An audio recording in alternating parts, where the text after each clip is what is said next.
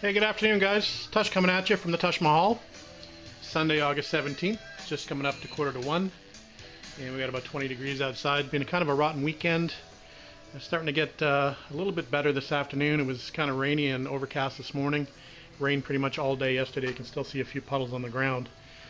But anyway, comfortable weather for working in the garage. So what we're going to do today is we're going to put the project TR3 on hold, and we're going to do some work on the TR6 today. We've got an event coming up next weekend in Ellicottville, New York, so we're going to get the TR6 prepared to make the 3-hour drive down there and the 3-hour drive back, along with some nice driving during the event. So what we're going to do today is we're going to do a sort of a part 2 on this car. If you recall, I previously removed the tube shock conversion from this car and went back to the stock Armstrong lever shocks. And at that point I said I was just going to put them on as they were, and if I didn't particularly like the ride, I was going to try and stiffen them up with some higher viscosity fork oil. So that's what we're going to do today. I'm not particularly happy with the ride. It's been a little bit too soft for me since I've done the conversion. So I've gone out and got some fork oil, and this is the Bel-Ray 30 weight. Pretty sure you can see that. And what we're going to do is we're going to take those lever shocks off. We're going to empty the old oil out. We're going to refill with the new 30 weight oil, and we're going to see how much of a difference that makes in the ride. So what I thought I would do is just sort of do a little video along the way, and we'll show you how to go about changing the oil in your lever shocks. Alright guys, we'll come back in a little bit. Alright guys, I'm going to try to take you through the process of actually taking the lever shock off the car, filling it with fresh oil, and then reinstalling. So obviously the road wheel's off, and we're just about to remove the shock from the car for the first time. So what we want to do first is it's a relatively simple process to get this shock off the car. There's a couple of nuts that hold on this link to the control arm, or the rear control arm of the car, or you can call it a trailing arm, whatever you want to call it. There's a lock nut and just a regular nut. So what we're going to do is we're going to remove those off the bottom so we can let this control rod swing free, and then we'll remove the shock completely from the cross member of the car. There's only 2 bolts holding the shock onto the frame member. They are 5/8 inch bolts, and it's easiest to use just a regular socket.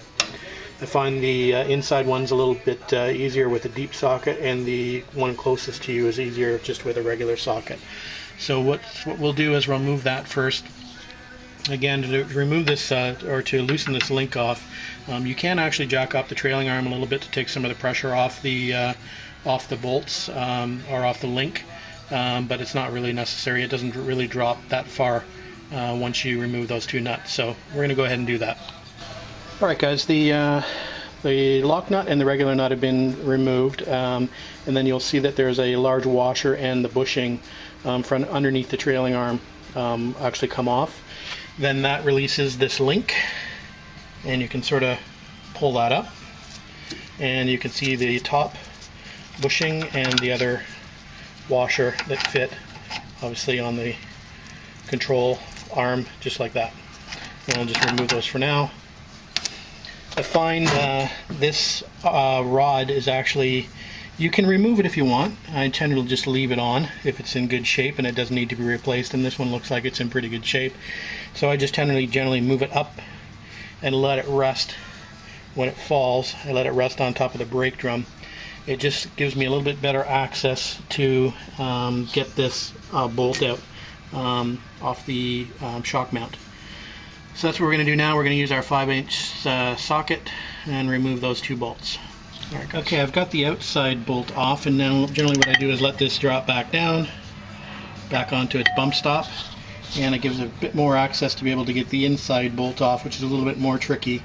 It's a little bit more tricky actually when you go to relocate it and reinstall it, but not too bad to get it off. So we'll go ahead and remove that, and we'll pull the shock right off the cross member.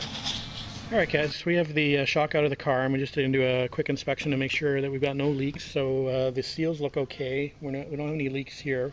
We just inspected this little joint here, and there's a rubber joint in this ball, and it looks to be okay. Still got some grease in there as well, which is good. So what we're going to do now is we're going to pop the cover off of this. You can pop the fill plug off if you want and drain it out that way, or just pop the cover off. We're going to try to rescue the gasket on this, make sure we can reutilize it. If not, we can always make ourselves another gasket. I do have some gasket material. And we're also going to pull out this plug out the bottom, which holds the valve for the shocks where the oil travels through. So what happens is there's a couple pistons that run up and down these cylinders, and there's a valve here that allows oil to flow back and forth between these cylinders, which move pistons up and down that are connected at a conrod at the top. So that's effectively how the shock works. So what we're going to do, like I said, we'll remove the bottom plug, we'll remove the top plug, we'll empty the oil out of the shock, and we'll have a look once we got the cap off. Okay, we've got the top off the shock, and those just come up with a Phillips screwdriver. I'm not sure if those are posi drive or Phillips. Anyway, I used a Phillips screwdriver to get those off, and they came off with no issues. I think there should actually be star washers under these, and there were none, so we'll probably reinstall some star washers when we go back, or at least star washers or some small lock washers. Anyway, before we get to that, we'll have a look at the what the shock looks like with the top off, and you can see it's filled to the top with oil. And you can see when I move the shock up, it actually moves this cross cam that is connected to the connecting rods that move the pistons up and down. I'll be able to show you that a little bit better once I drain the oil out, but I wanted to show you with the oil in the shock. So what we'll do is we'll drain that out. We'll remove that nut down the bottom, which releases that valve, and we'll drain out. There's usually a little bit of fluid in there. It comes out a little easier if you remove that as well. So that will be the next step. We'll drain this out. Just about to unthread the valve assembly, and this probably won't come out as one piece. So you've got the top section. There's a little piston in here with a spring, and in some cases you'll get a little bit of a washer or a spacer in this area here. What you normally have to do is you need to dump the body contents out. There's another copper looking spring in here as well, and there could be a spacer in there, so we'll empty the fluid out of that cavity, and we'll be sure to capture what's in there. Okay guys, here's a quick shot of the valve disassembled, and you can see the components here. Oops. So there we go, and there's a little, it's not going to stay where I want it to, we'll go this way.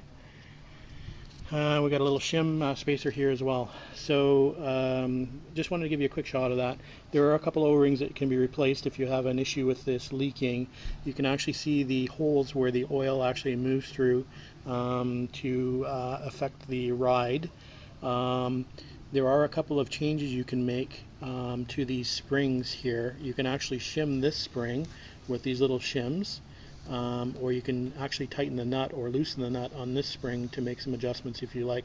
I'm not going to go into those adjustments today. I'm just going to keep it as it is set up, and we're just going to change the viscosity of the oil. If that doesn't work, we may come back and do some changes internally.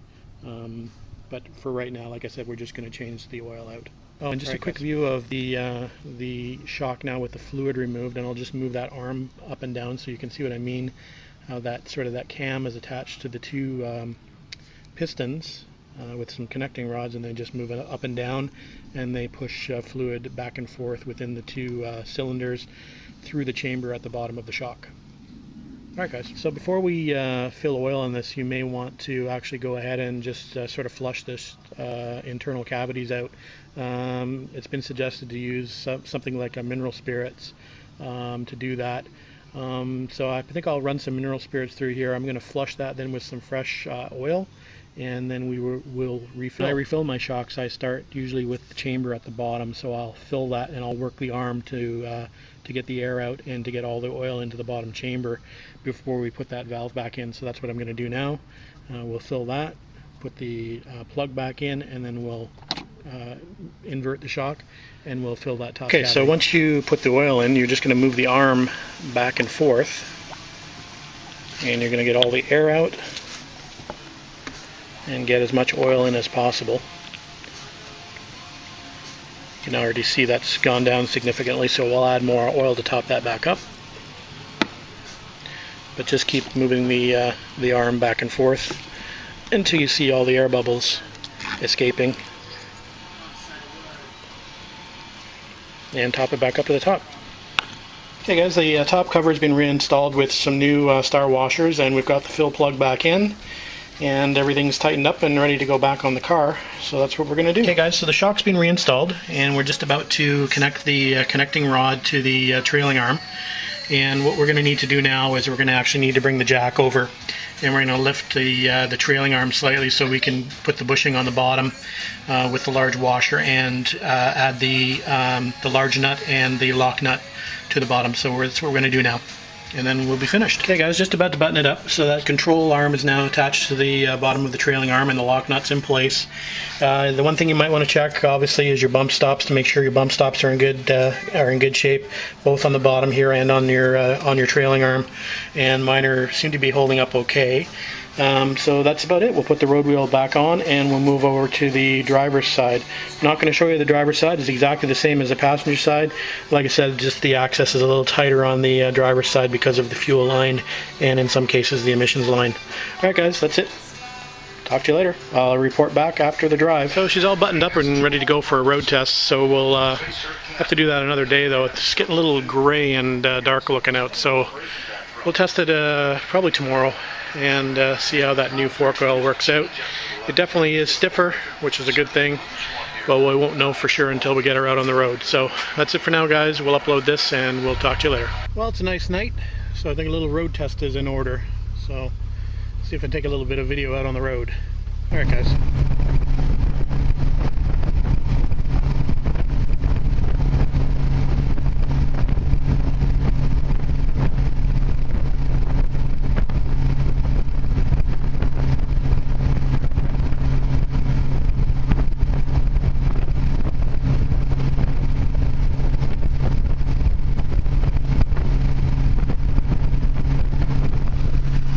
If you can hear me or not, but the ride is definitely much improved.